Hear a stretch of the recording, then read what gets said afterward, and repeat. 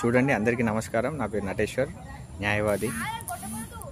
మనం వాకింగ్ వెనుకట మన తాతల ముత్తాతల కాలంలో మనం పొలాల పనులు చేసుకుంటూ మట్టిల, వాగుల, వంకల, చెరువుల, బురదల అన్నిట్ల బండనక, రాయనక, ముళ్ళనక, చెట్ల, అడవుల ప్రాంతాలు నడిచి మనకు ఎలాంటి రోగాలు లేకుండా చూసుకున్నాం. ఇప్పుడు ఇలా చూసుకుంటే ఇక్కడ హైదరాబాద్లో చూడండి, కంకర రాళ్ళలో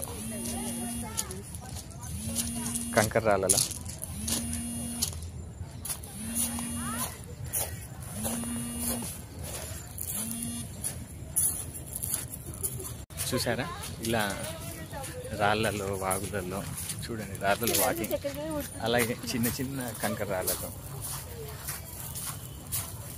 నవగ్రహణం, sun, moon, Mercury, Mars, Jupiter, Venus, Saturn, Rahu, Ketu, scientific name and Telugu name.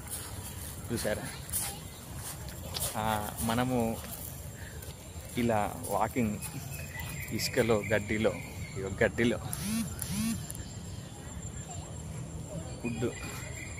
Would అలాగే శాండ్, ఇసుకలో,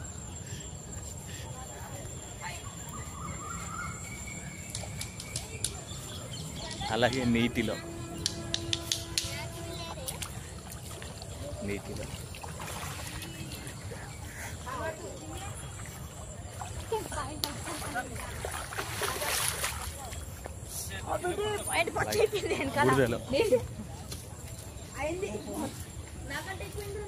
జారుతుంది.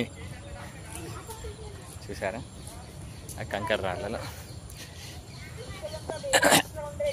ఇలా మనం ప్రతి జిల్లాలో, గ్రామ పంచాయతీలలో, మండలాల్లో, జిల్లాలలో కలెక్టర్లు కానీ, మున్సిపాలిటీ కమిషనర్ కానీ, కార్పొరేషన్ కానీ, గ్రామ పంచాయతీ కానీ, మండలాల్లో కానీ మీరు కూడా ప్రతి చోట పార్కులను ఎంకరేజ్ చేస్తే చిన్నపిల్లలు వచ్చి ఇక్కడ మన టీవీలకు, మొబైల్లకు అడిక్ట్ కాకుండా ఆరోగ్యంగా ఉంటారు.